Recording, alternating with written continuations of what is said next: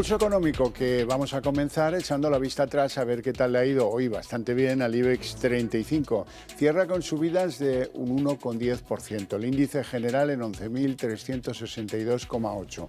Algunos valores han avanzado y seriamente. Es el caso de Colonial 4,15 arriba, Grifols 3,37 arriba o Merlin Properties 3,36 arriba.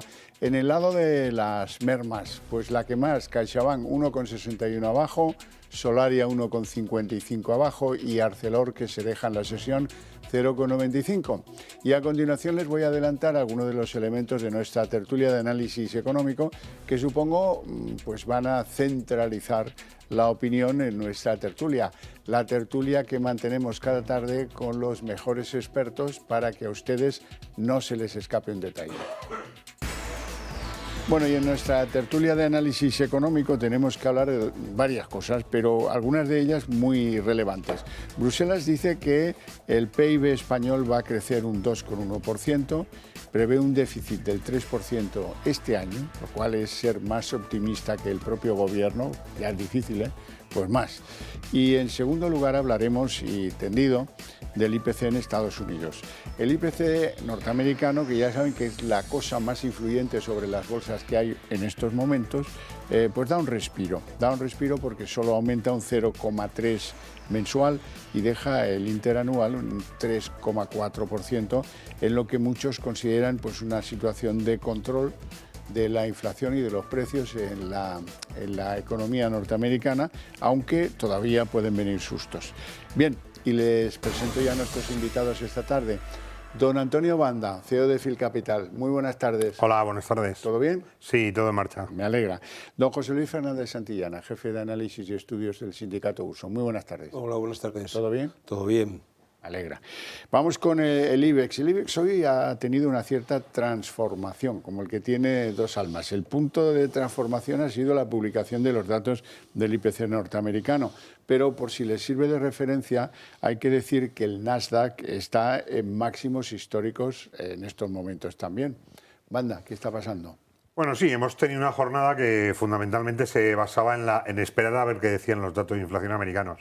En cuanto han salido y como han salido, como se esperaba, porque el mercado, o sea, no ha sorprendido al mercado por ningún lado, pero esa no sorpresa indica que las posibilidades de nuevas o de bajadas de tipos durante este año, pues a lo mejor se van a acercar. ¿Qué ocurre? Que los mercados eso lo han visto con bastante alegría y por lo tanto pues se han puesto a subir en todos los países.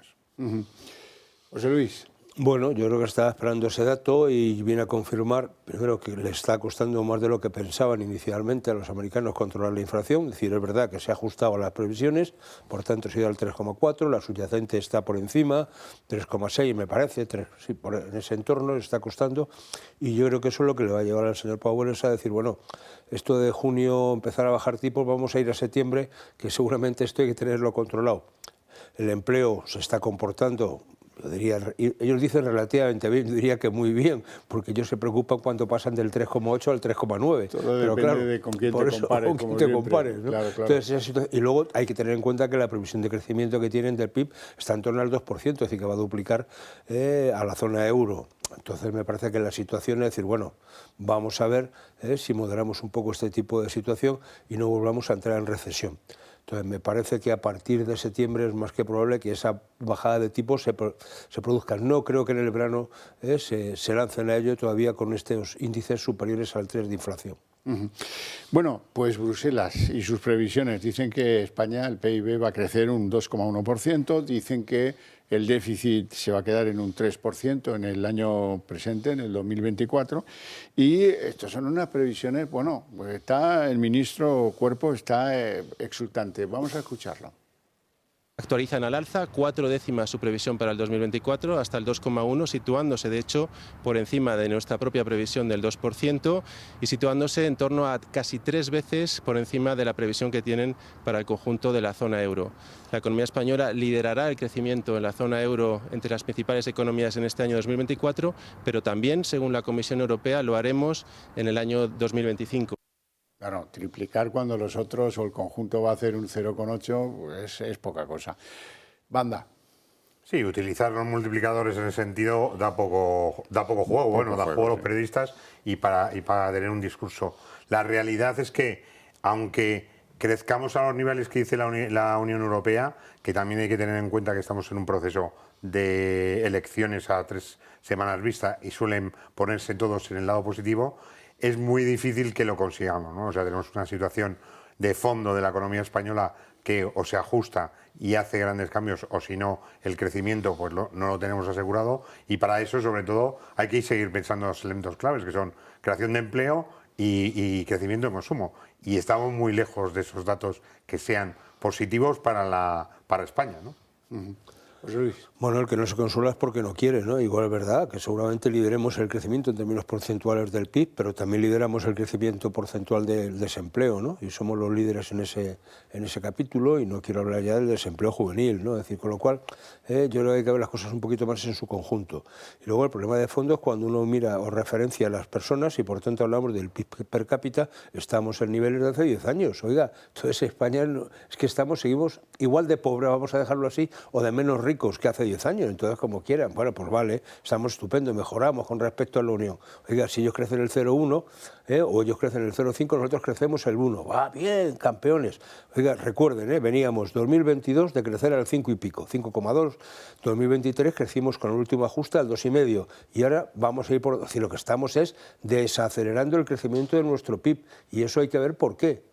Que hay menos actividad económica, menos inversiones, menos subida salarial, menos productividad, es decir, cuáles son los factores que hacen que crezcamos a menor ritmo que el conjunto.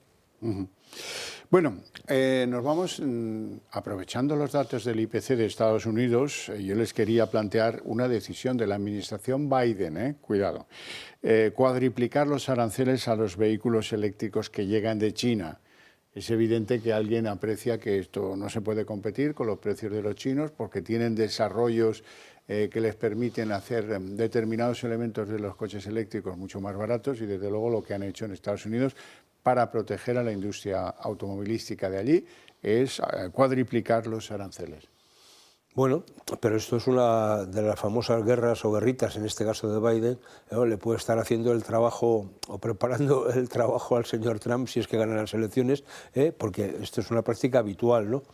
Claro, en el fondo cuando uno va en países que teóricamente son de corte liberal o tradición, pero al final todo el mundo mira por su terruño y por lo tanto estas medidas proteccionistas con respecto al gigante asiático se ponen, porque no olvidemos que China es una economía que está teledirigida, es decir, que está intervenida, es decir, que no nos olvidemos, un régimen comunista y que, por tanto, es decir, la economía y la producción china está dirigida por el gobierno chino, es decir, esto de la libertad de empresa allí no existe y que buena parte de esos precios aminorados que tiene el coche eléctrico chino es consecuencia de una subvención o una inyección de dinero por parte del gobierno y ante eso hay que reaccionar. A mí lo que me preocupa no es lo que haga Estados Unidos, a mí lo que me preocupa es cómo llega esto a la industria automovilística europea, que es la que nos va a romper. Es decir, si en Europa tenemos que avanzar hacia el coche eléctrico y hay plazos y resulta que las grandes industrias automovilísticas europeas no se mueven, oiga, ¿qué va a pasar? Es decir, es que estamos viendo en España, nuestra industria automovilística, que es nuestro principal foco exportador o uno de los principales, es que que nos van a instalar aquí una planta de producción de coches chinos y otra de baterías. Oiga, pues muy bien, estupendo, Entonces, ¿vamos a poner aranceles? ¿La Unión Europea se los va a poner a China? Esta es la cuestión. Ha estado por aquí hace unos días, entre comillas, digo hace unos días, el máximo dirigente chino. ¿Qué ha pasado? Nos hemos enterado, más allá que hemos visto una reunión con Macron y junto con Macron con la presidenta de la Comisión Europea. ¿Qué va a pasar? Es decir, que ya estamos poniendo aranceles al acero chino, yo creo que hay que ponerlo, o sea, no es que sea yo especialmente, pero o ponemos algo para defendernos o los chinos, porque tienen exceso de producción y exceso de dinero para funcionar, O sea, que China está creciendo por encima del 5. Pobrecitos, que han perdido mucho crecimiento del PIB, sí, pero crecen al 5, Y esos coches en Europa, los fabricantes europeos no pueden competir en precios con los chinos, están a mitad de precio, claro. Banda. No, y los americanos tampoco pueden competir, de ahí, o sea, entrando en estos momentos, de hecho ya han anunciado ya que los dos debates que van a tener Biden y Trump en junio, nos vamos a meter a saco en las elecciones americanas. En cuanto estemos ahí, las medidas que está tomando Biden son fundamentalmente de protección porque ya está pensando en qué va a pasar con su voto en noviembre. Por lo tanto, esto de que era una guerra comercial en la que tenían que llegar a acuerdos, nos vamos a olvidar. O sea, les va a empezar a poner directamente los aranceles y directamente va a impedir importar cosas que estén competencia directa de productos americanos. Y estoy totalmente de acuerdo con José Luis en el sentido de que no. Nosotros en Europa siempre nos da igual. O sea, al revés. Estamos recibiendo al presidente chino con ver por qué países va para ver si ese país recibe más ayudas que el resto, ¿no? O sea, estamos compitiendo dentro de la Unión Europea para ver quién se lleva esas migajas que nos traen los chinos en vez de pensar en nuestras industrias y en nuestra capacidad de crecer. Pues por ahí avanzamos poco. Entonces, pues... Sí, sí. Nos hacen el sándwich. Eso Sí. es. Y luego resulta que vienen a España para producir vehículos eléctricos en la vieja planta de Nissan en Barcelona y darán empleo a 300 personas. Sí. O sea que... Pero, hombre, es que recuerden ustedes, o sea, un coche eléctrico es como el que fabrica lavadoras, digo, con todo el cariño del mundo, es decir, que al final es poner un eje, un motor, y da vueltas y ya está, y eso hace mover a las ruedas, pero no. Y que te instalan la postproducción, al final ya es comprar el motor y el vehículo prácticamente instalado, Ensamblar. y aquí haces, la metes en un ensamblaje y lo tienes vendiendo como que... es europeo. Eso Como es. que es o sea europeo, que es lo que porque lo has pretenden, ensamblado aquí. ¿sí? es lo que pretenden evitar con estos movimientos de instalación en Europa. Vamos con alguna empresa del IBEX español, porque a pesar del ataque de Gotham ayer a Grifols, parece que los resultados han gustado, parece que los analistas ven más luces que sombras tras el laboratorio de plasma y que hoy subía en bolsa 3,33. ¿Cómo veis lo de Grifols? ¿Se consolida el ritmo alcista? Bueno, yo creo que estamos en una verdadera pesadilla para la compañía, ¿no? Al final vemos que está saliendo todo el día una cosa a favor, otra en contra. Hay una volatilidad muy alta en el mercado, en su valoración, y yo creo que habría que esperar a que se serenasen las cosas y que empecemos a confiar que los datos que presenta la compañía van a ser mucho más claros y más limpios de lo que ha hecho hasta ahora, ¿no? Entonces, como le salga cada vez que presenta unos datos, los de Gotham, diciendo que hay otras cosas ocultas por otro lado, pues tienen un problema más de relaciones públicas que del hecho de la valoración de la compañía o de presentar los datos. Porque Pero esta vez no ha funcionado la amenaza de las revelaciones de Gotham, ¿no? de ayer. O sea que parece que esto cambia de orientación, por lo menos. Sí, no, yo creo que también porque coincidió que unos días antes precisamente la compañía Grifols salió diciendo, dando una serie de explicaciones, aunque sea todo pasado, de lo que había sido el devenir de los acontecimientos.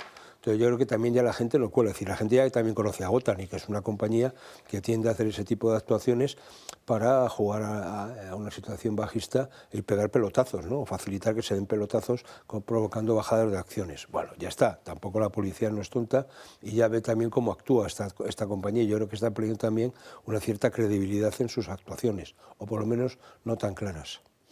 Hablemos de otra de las sopas de moda, Naturgy, porque da la sensación, o por lo menos muchos que están cerca de este proceso, están en que Criteria, el brazo inversor de CaixaBank, y los emiratíes de Taqwa están tratando de repartirse por igual, a pachas, podríamos decir, su control de la energética. Bueno, parece que ese acuerdo es clarísimo, del 50% cada uno y tiramos para adelante, olvidándose del minoritario, que en este caso es muy poco, pero que también para una empresa cotizada en la que además Criteria ha tenido una posición de referencia, que el gobierno ha hablado que tenía que entrar a ver si evitaba la entrada de extranjeros, vemos que al final todo se ha quedado absolutamente en nada, no tenemos opiniones ni desde la CNMV ni desde el propio gobierno qué va a pasar, y nos sale la empresa diciendo que se lo reparten los dos principales accionistas. Pues no sé, es bastante sorprendente y deja al mercado español fuera de lo que sería un mercado bastante del primer mundo, ¿no? Lo que transparente y esas cosas. Lo que pasa es que esto de que el gobierno, es decir, según ese proteccionismo de las empresas teóricamente españolas, depende de quién sea el que venga a comprar, parece, ¿no? Si es un colega, pues parece que no funciona. Hombre, no olvidemos que Criteria es el brazo inversor, como bien se ha dicho, de Caixa, y Caixa está participada por el gobierno. Luego, algo tiene que ver en esta operación, y por tanto, si eso no hay ninguna pega o el gobierno no se pronuncia, es porque está a favor de la misma, porque es un accionista de referencia en Caixa. Con lo cual, ¿de qué estamos hablando? Es decir, esto sí, pero no, es decir, aquí no tiene ninguna importancia un sector tan estratégico como es el gas, que tiene que ver con cómo suministramos en muchos casos la producción eléctrica, porque hay una buena parte del gas que lo utilizamos precisamente en producir. Bueno, ¿de qué estamos hablando? Estamos hablando de que la situación de Argelia, ¿qué va a pasar? Porque el principal proveedor a Naturgy de gas es Argelia. Si Argelia cierra el grifo, ¿qué va a hacer Naturgy? ¿Nos lo van a traer en barcos de los Emiratos? No lo sé, ¿no? Es decir, pero este tipo de actuaciones el gobierno no es neutro. Por mucho que nos quieran vender como que esto es una cosa que dos entidades llegan a un reparto. Llegan a un reparto porque está bendecido por los señores del gobierno. Porque al fin y al cabo es una participado. Bueno, y participado, claro. Claro. Sí, tenemos que al regulador que estamos viendo que empieza a sacar pecho en algunos sitios, en otras cosas, pues queda todo como en unos grises que dice que no tengo que intervenir, cuando todo eso tenía que estar mucho más claro. Es decir, si no tiene que intervenir, pues tendrá que intervenir. Pero hay una normativa que sobre todo está hecha para protección del minorista. Y si no se aplica, pues el minorista sufrirá o no, porque ahora estamos viendo que depende de quién. Bueno, pues vamos al siguiente brasero, que no es otro que la OPA BBVA Sabadell. Hoy resulta que un pequeño banco de inversión, pero muy influyente en materia de entidades financieras, KBW, estos apuestan por el BBVA en plena ofensiva y le dan un enorme potencial. Y la entidad que OPA, la de Carlos Torres, el BBVA, pues dice que ellos no están dispuestos a vender el banco turco Garanti para financiar la OPA. ¿Alguien está pensando en que hay que convencer al accionista y hay que pagarle más si quiere que la OPA sea un éxito? Yo creo que no. No, el mercado lo vemos que esto es una cosa que se está decidiendo en los despachos, ¿no? Cuando al final es una OPA que ya dentro como calificada como OPA hostil tiene una serie de plazos y una serie de comunicaciones que tienes que hacer a los minoritarios. Ya hemos visto que se están dirigiendo a los grandes accionistas. Esos grandes accionistas, o sea, su objetivo tiene que estar por encima del 50%, llegar a estar por encima del 50%. Eso lo van a conseguir a base de los mayoritarios o accionistas que tengan representación, o vas a buscar también otra vez ayudar al minoritario a que se entere y a lo mejor una ligera mejora de precio le haría una OPA mucho más interesante. Estamos viendo que no va por ahí esto, o sea, esto va por otra cosa, que es cerrar en los despachos los acuerdos de compra y ya nos saldrán un día con que el tema está hecho o no. Nos dirán la situación. O no, porque el gobierno sigue en la posición desde el minuto cero de que no lo ve con buenos ojos y no lo va a aprobar. Bueno, yo diría desde el minuto 2, porque el minuto 1 dijeron que sí, que les pareció una cosa estupenda, ¿no? Bueno, y al cabo de los 2 días cambiaron, ¿no? Es decir, que este tipo de cosas depende. A mí me parece que aquí falta, como todo, un poquito más de transparencia, es decir, y sobre todo información al accionista y al minoritario. Claro, teniendo en cuenta que el cuerpo accionarial de uno y otro banco es muy distinto, ¿no? Es decir, que no hay grandes accionistas institucionales en la parte del Sabadell, mientras que sí los hay en la parte del BBVA, ¿no? BBVA tiene un problema, que es Turquía, que tendrá que resolver en algún momento. Yo no sé si va a vender o no, pero eso es una patata caliente y México tampoco es que tenga para tirar las campanas al vuelo. La situación del Sabadell, sobre todo con lo que tiene en el Reino Unido, le daría una cobertura que no tiene y se complementarían perfectamente.